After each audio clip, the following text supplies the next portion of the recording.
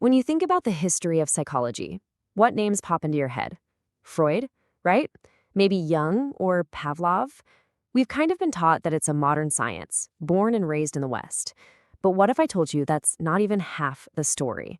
Seriously, let's dive into this, because for thousands of years, other cultures have been mapping the human mind with an incredible level of detail. I mean, just think about this for a second. What if the very first therapy session didn't happen on a comfy couch, but right in the middle of a battlefield? Picture it. A warrior totally frozen by doubt and despair on the edge of the biggest fight of his life. And his guide talks him through this massive personal crisis. This isn't some modern therapy technique. This is a scene from the ancient Indian epic, the Bhagavad Gita, and it totally reframes how we can look at these ancient texts. And that's really what we're digging into here. From Hinduism and Buddhism all the way to Sufism, these traditions weren't just about religion. Nope, they were these incredibly deep, practical explorations of consciousness, of why we suffer, and what our true potential is. You know, they were basically practicing psychology long before it even had a name in the West. So let's go back to that battlefield, because the Bhagavad Gita is so much more than a holy book. It's one of the most brilliant psychological case studies ever recorded. So this warrior here, his name is Arjuna, and he's about to go to war against his own cousins, his friends, his teachers. He is just completely falling apart. And the text describes his symptoms in a way that feels so modern. A dry mouth, trembling hands, a mind just foggy with grief. In today's world, any therapist would look at that and immediately recognize a classic, severe episode of anxiety and depression. And look, this isn't just us looking back and slapping on a modern label. Get a load of this quote from Professor B.M. Hedge, a highly respected physician. He calls the Gita a better textbook on psychotherapy than anything he's found in medical literature. That's a huge statement. He's saying the conversation between Krishna and Arjuna isn't just some spiritual lesson, it's a full-blown therapeutic intervention. So what's Krishna's prescription for Arjuna's crisis? Well, one of the key ideas is something called karma yoga. He tells Arjuna, look, you have to act, you have to do your duty, but you have to let go of the outcome. It's about focusing on the action itself, not on what you'll get from it. Psychologically, this is an amazing tool for crushing anxiety. It shifts your focus from the results you can't control to the actions you can control. The real insight here is that you don't find freedom by running away from the world, but by learning how to engage with it in a completely new way. All right, let's shift gears to another incredibly deep system, Buddhism. You know, if the Gita is like a specific case study, then Buddhism is the entire diagnostic manual and treatment plan for what it means to be human. The whole thing is built on these four noble truths. And just look at the structure. It's so logical. It's almost like a doctor's visit. First, the diagnosis. Life involves suffering. It's just a fact. Second, the cause. The reason we suffer is because of our cravings and attachments. Third, the prognosis. The good news is suffering can actually end. And fourth, the prescription. Here is the exact path to make it stop. See? It's a perfect problem-solving framework. And here's that prescription, the Eightfold Path. Now, this isn't just a list of vague beliefs. This is a complete practical guide for changing your thoughts and your behaviors.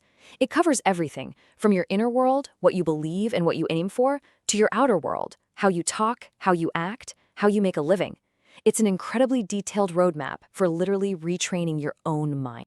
And this right here is where it all clicks into place for us today. One of those steps on the path is right mindfulness.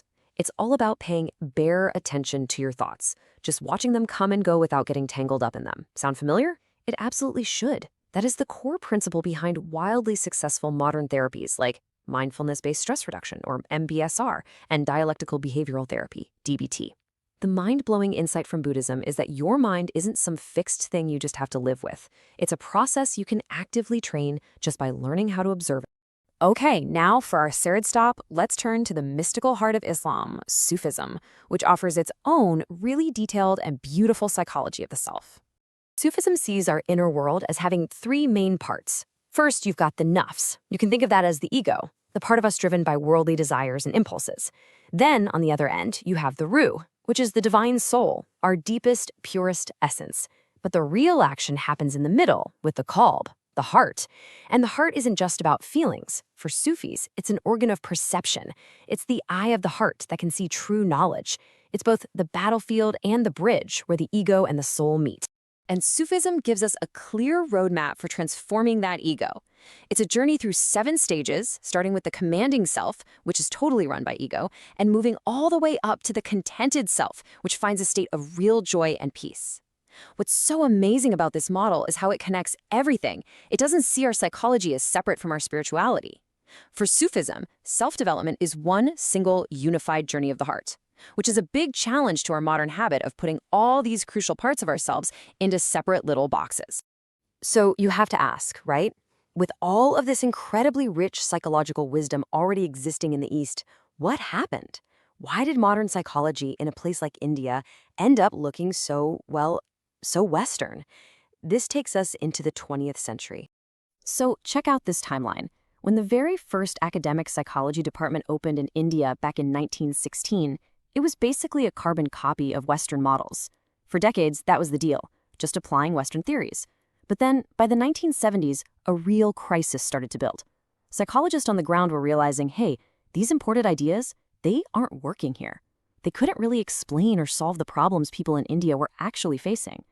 And this sparked a huge call to indigenize the field, to make it truly Indian. This quote from 1973 just nails the frustration perfectly. K.G. Agarwal called the field adoptology. What a great word, right? He was basically saying that Indian psychology wasn't creating anything new. It was just adopting Western ideas without thinking about whether they fit the local culture. It was a copy, not a creation. Okay, so how do you fix a problem like that? Well, 2 main ideas came up. The first approach, called exogenous, was about taking Western psychology and trying to adapt it, blend it with Indian concepts. But the second idea was way more radical. It was called endogenous, and it was all about starting from scratch, building a completely new psychology right from the ground up, using India's own ancient wisdom as the foundation. And this whole search for a more authentic voice, for a psychology that actually fit, led to something really exciting: the birth of a new field we now call contemporary Indian psychology. So what makes this new Indian psychology so different? Well, for starters, it's universal. It's not just about one culture. It's about the big, timeless questions of being human. It puts consciousness, our inner state, right at the center of the study. And this is my favorite part. While it can be spiritual, it's also methodical. It uses practices like yoga and meditation as actual tools to scientifically investigate higher states of mind. And maybe most important of all, it's applied. The whole point is to give people practical tools to transform their lives for the better. So after this whole journey, from ancient battlefields to modern universities, we get to the big question: why does any of this actually matter to us today, no matter where we live in the world? Well, here's the bottom line. The study of the human mind simply cannot belong to one single culture. A psychology that is only Western is, by definition, telling an incomplete story of what it means to be human. When we start to integrate these ancient, powerful systems of thought from the East, we don't just get a cool history lesson, we get a much richer, way more diverse, and ultimately a more effective toolkit for understanding ourselves and healing our minds. And that kind of leaves us with one last big thought to chew on. We've really only scratched the surface here with just a few examples. But imagine what other incredible maps of the mind, what other profound insights are just sitting there, waiting to be discovered, when we finally decide to listen to every culture's story. It's a pretty amazing thing to think about.